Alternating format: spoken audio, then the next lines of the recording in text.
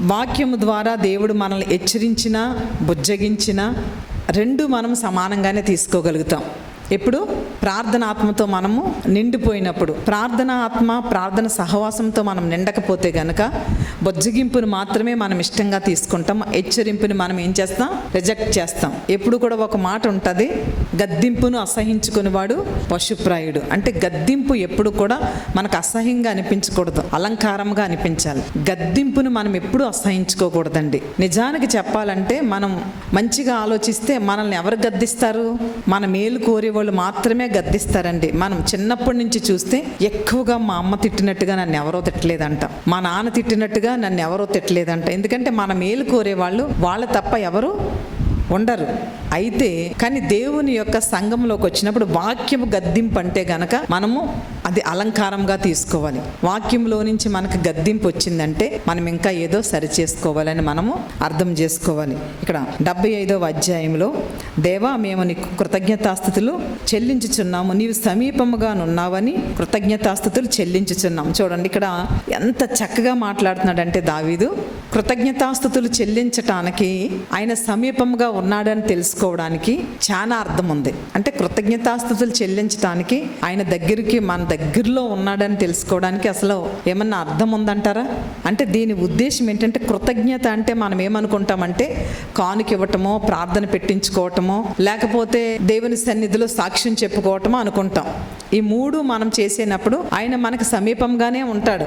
కానీ తెలుసుకోవాలి, అంటే మంచి చేయడానికి ఆయన మన దగ్గరగా ఉన్నాడు కాబట్టి మంచి చేస్తున్నామని కాదు. కానీ ఇక్కడ అర్థం ఏంటి అని అంటే, కృతజ్ఞతాస్తుతులు చెల్లించుచున్నాము, నరులు నీ ఆశ్చర్య కార్యములను వివరించుదురు. నరులు దేవుని ఆశ్చర్య కార్యాలను వివరించడం. చూడండి, ఇప్పుడు ఒక ఉదాహరణ, దేవుడు ఏం చెప్తున్నాడంటే మన సంభాషణ ఎలాగ ఉండాలి? ఉప్పు వేసినట్టుగా ఉండాలి. ఉప్పు వేసినట్టుగా మన సంభాషణ ఉండాలి. ఇంకా చెప్పాలంటే మీరు లోకమునకు ఉప్పై ఉన్నారు అని దేవుడు చెప్తున్నాడు. అంటే ఉప్పు ఎప్పుడు కూడా చెడగొట్టదు. అంటే ఎక్కువ మోతాదు అయితే చెడిపోతుందేమో, కానీ కరెక్ట్గా అయిన మోతాదులో మనం వేస్తే, ఉప్పు లేని కూర ఏదైనా కూడా తొందరగా పాడైపోద్ది. అంటే నిలవ ఉండటం కోసం మనం ఉప్పుతో ఊరబెడతా ఉంటాం కొన్ని పదార్థాలు. ఎందుకంటే ఉప్పు ఉన్నప్పుడు, ఉప్పు ఎక్కడైతే ఏ పదార్థాన్ని అయితే ఉన్నదో తొందరగా బ్యాక్టీరియా రాదు. అంటే ఉప్పులో అంత సత్తా ఉంది, సారం ఉంది. అయితే మనము కూడా ఉప్పు వంటి వారం కాబట్టి మనకి చెడు బ్యాక్టీరియా రాకూడదు, మనతో ఉన్న వారిని కూడా బ్యాక్టీరియా పట్టకుండా కాపాడాలి. ఉప్పు లాంటి మనుషులుగా, అంటే ఉప్పు వంటి సంభాషణ, అంటే మన మాట డబల్ మీనింగ్గా ఉండకూడదు. డబల్ మీనింగ్గా మన మాట ఉంటే అనుకోకుండానే ఎలాగ అర్థం చేసుకోవాలో తెలియక మిస్అండర్స్టాండింగ్ అయిపోద్ది. అదే బ్యాక్టీరియా. అంటే మన పదాలు కానీ, మన ఉచ్చారణ కానీ, మన థీరీ కానీ స్ట్రైట్గా ఉండాలండి. అవునంటే అవును, కాదంటే కాదు. అంటే మనం కన్ఫ్యూజ్ చేయకూడదు ఎవరిని. మన థీరీ ఎలా ఉండాలి అని అంటే కన్ఫ్యూజ్ చేసేలాగా ఉండకూడదు. మనల్ని దేవుడు ఎలా పోలుస్తున్నాడు? మీ సంభాషణ ఉప్పు వేసినట్టుగా ఉండాలి. స్ట్రైట్గా ఉన్న మనిషి ఎప్పుడూ కూడా దేవునికి నచ్చుతారండి. రెండు మాటలుగా, లేకపోతే లోగుట్టుగా, లేకపోతే అసలు అర్థమయ్యి అర్థం అవనట్టుగా ఉంటే గనక దేవునికి మనం నచ్చం. ఎందుకు అని అంటే మనం ఏంటో దేవునికి తెలుసు.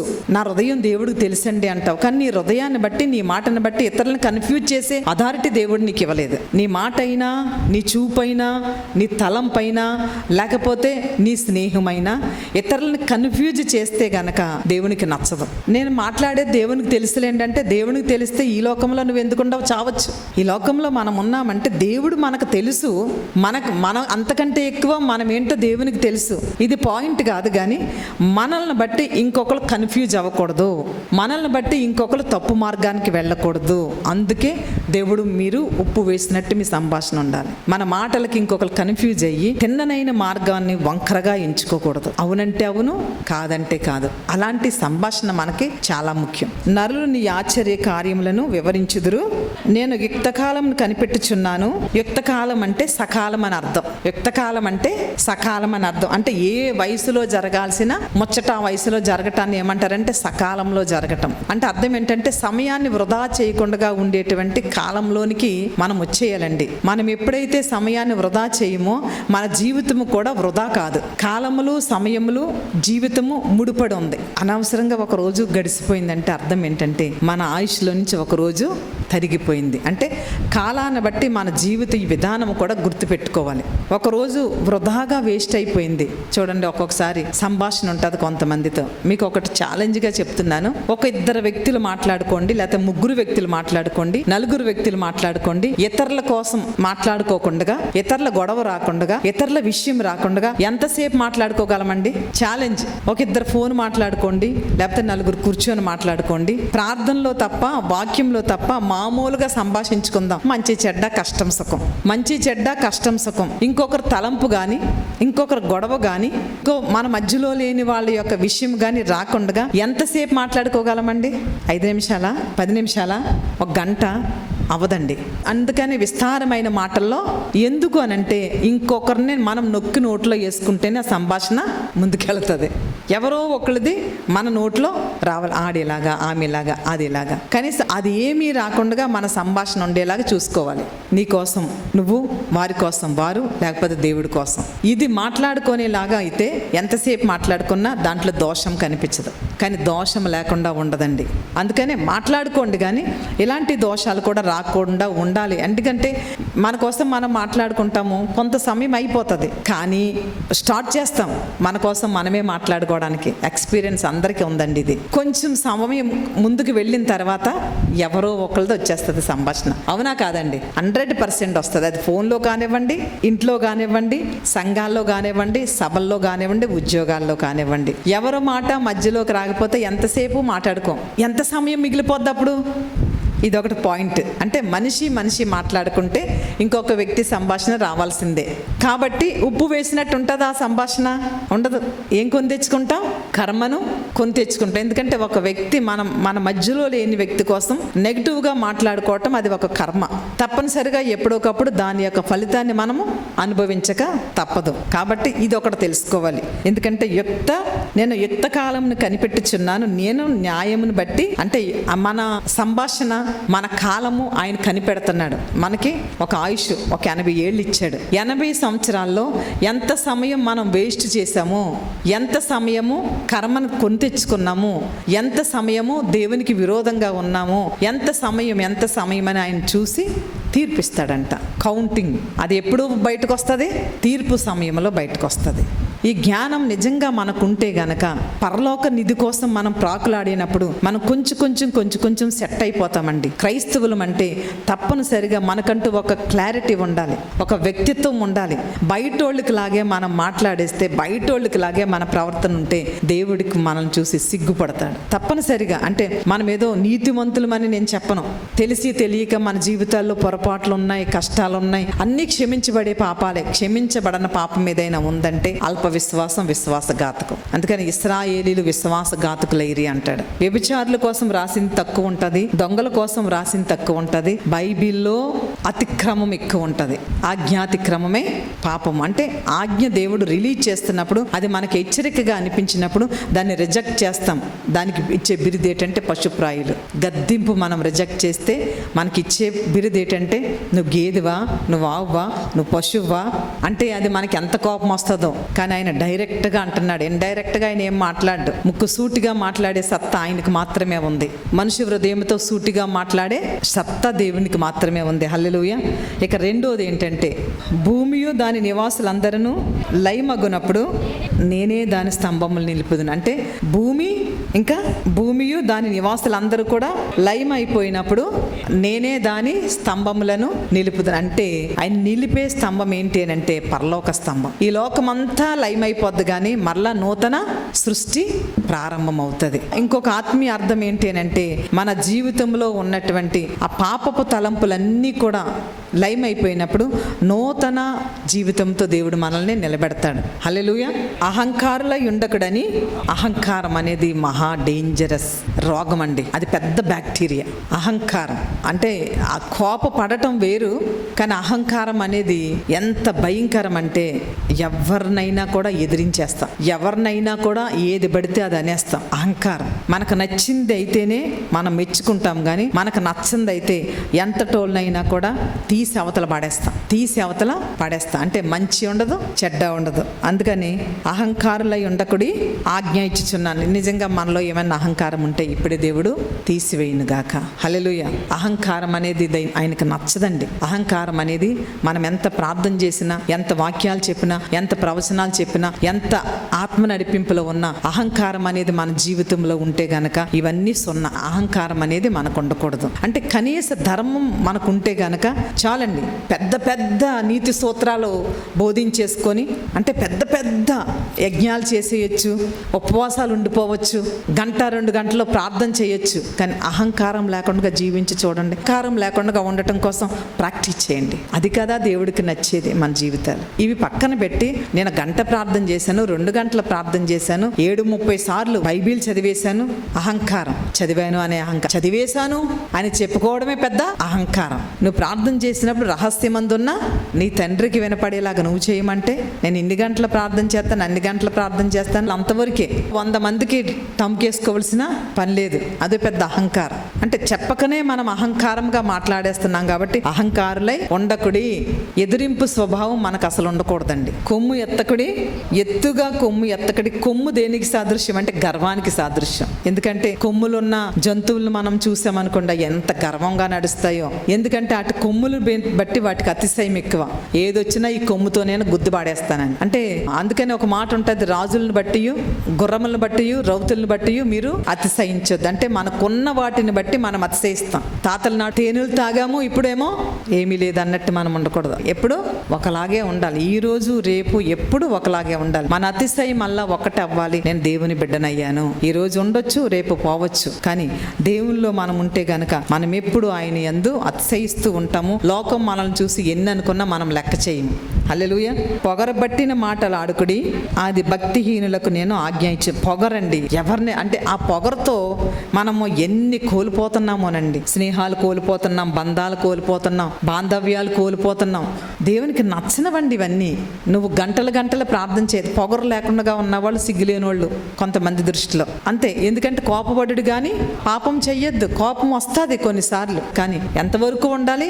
ఆ కోపము ఏమవ్వాలంటే వెంటనే చల్లారిపోవాలి. దేవుడు ఏమంటున్నాడంటే మన కోపమే మన శత్రువు, గర్వము సర్వ నాశనానికి దారితీస్తుంది, శాంతము భూషణం. ఇవన్నీ ఎంత చక్కగా దేవుడు చెప్తున్నాడో. గర్వం ఏమవుతుందంటే బంధాలు, కుటుంబాలు, సంఘాలు, స్నేహాలు అన్ని దూరం అయిపోతాయి. సృష్టిలో మొత్తం ఎక్కడ గర్వం లేదు. ఎందుకు అనంటే వాటి టైంని బట్టి అవి చేసేస్తాయి అంతే. కానీ ఎక్కువ గర్వం మనకే. ఏమీ లేనాకు ఎగిరెగిరి పడుతుంది, అన్నీ ఉన్నాకు అణిగి ఉంటుందని. అంతవరకు దేవుని దగ్గర ఎంత ఒబిడియంట్గా ఉంటామో అనుకున్నది జరిగిన తర్వాత చూడాలి. కళ్ళు ఎక్కడికి వెళ్ళిపోతాయి? నెత్తి మీదకి వెళ్ళిపోతాయి. భూమి మీద చూడం. ఎప్పుడూ కూడా ఒకలాగే ఉండాలండి. మన దగ్గర 1 కోటి రూపాయలు ఉన్నా, 1 కోటి పైసలు లేకపోయినా ఎప్పుడూ ఒకలాగే ఉండాలి. ఏమంటున్నాడంటే ఆకాశానికి గర్వం లేదు, తూర్పుకి గర్వం లేదు, పరమటకి గర్వం లేదు, అరణ్యానికి గర్వం లేదు. అక్కడ ఎచ్చే కలగదు. కానీ నేను నా రూపంలో తయారు చేసిన మీకు మాత్రమే ఎచ్చుగా ఉంటున్నారు, గర్వంగా ఉంటున్నారు, కొమ్ము ఎత్తుతున్నారు. అది కూడా ఎవరి మీద? దేవుని మీద. ఆకాశం మీద ఉమ్మేస్తే ఎక్కడికి వెళ్తుంది? మన మీదకి పడుతుంది. దేవుడే తీర్పు తీర్చేవాడు. ఇదండి, దట్స్ ఆల్. ఇది మన మైండ్లోకి వెళ్ళిపోవాలి. వాళ్ళని ఎందుకు హెచ్చించావు, వీళ్ళని ఎందుకు హెచ్చించావు అనే ప్రశ్న మనం వేయకుండా ఇది నా ఇష్టం అంటున్నాడు ఆయన. అది నా ఇష్టం. ఒకరిని ఆశీర్వదిస్తాను, ఒకరిని కృంగదీస్తాను, మరలా ఇంకొకరిని ఆశీర్వదిస్తాను, ఇంకొకరిని కృంగదీస్తాను. ప్రశ్న వేయటానికి నీకు లేదు. గర్వంతో నువ్వు నన్ను తిరుగు ప్రశ్న వెయ్యొద్దు అని ఇక్కడ ఎంత చక్కగా అంటే, నేను ఒకరిని హెచ్చిస్తాను, ఒకరిని తగ్గిస్తాను అంతే.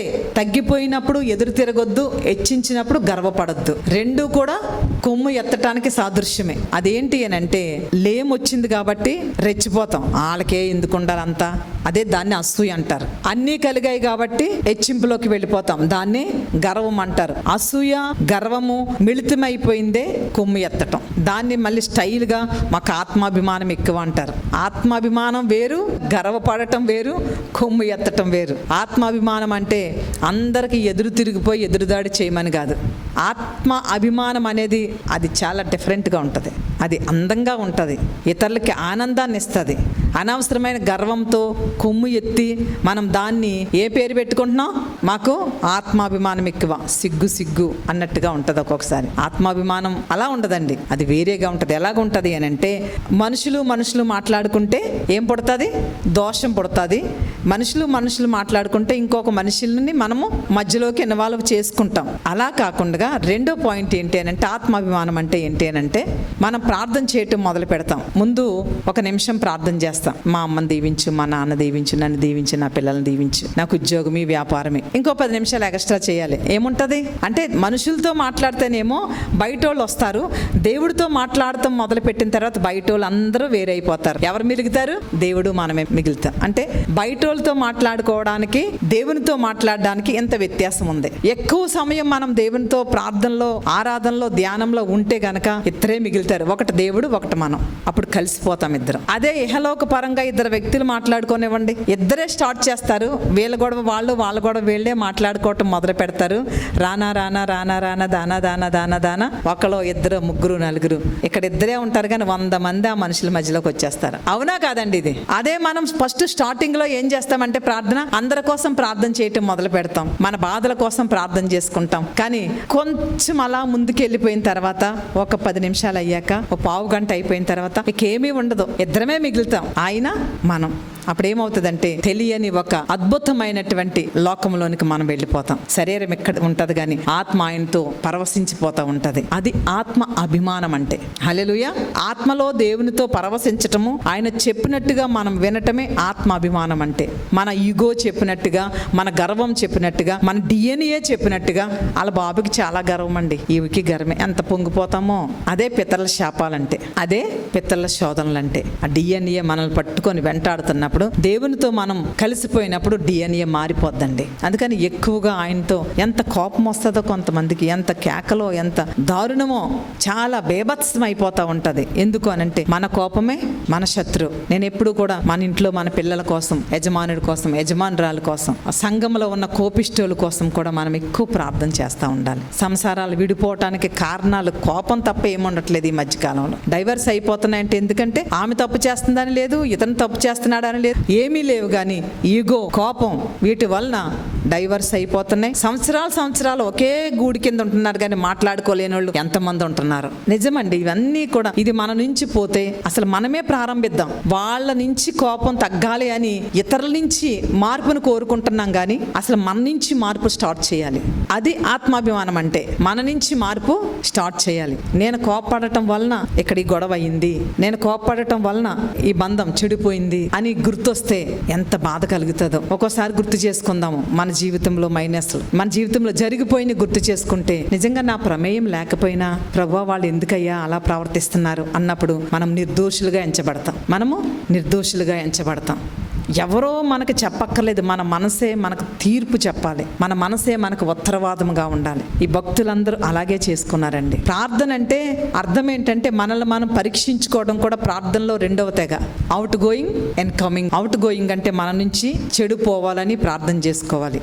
ఎన్కమింగ్ అంటే దేవుని కృప మనం పొందుకోవాలి అని ప్రార్థన చేసుకోవాలి. 2 రకాలైన ప్రార్థన చేసుకుంటే మనిషి జీవితానికి 2 తక్కిళ్ళు కూడా సమానంగా ఉంటాయి. అంతరంగము, బహిరంగము. శరీరం టిప్ టాప్ గా ఉంటే సుఖమేముందండి, ఆత్మ కృంగిపోతూ ఉంటుంది ఎప్పుడు. కానీ ఆత్మ బలంగా ఉంటే సుఖమేముంది, శరీరం కృంగిపోతూ ఉంటున్నప్పుడు. ఈ 2 ప్రార్థనలు కరెక్ట్ గా ఉంటే, అవుట్ గోయింగ్, ఇన్కమింగ్ ప్రార్థన కరెక్ట్ గా ఉండాలంటే మన నుంచి పోయేది పోవాలండి ఎప్పటికప్పుడే.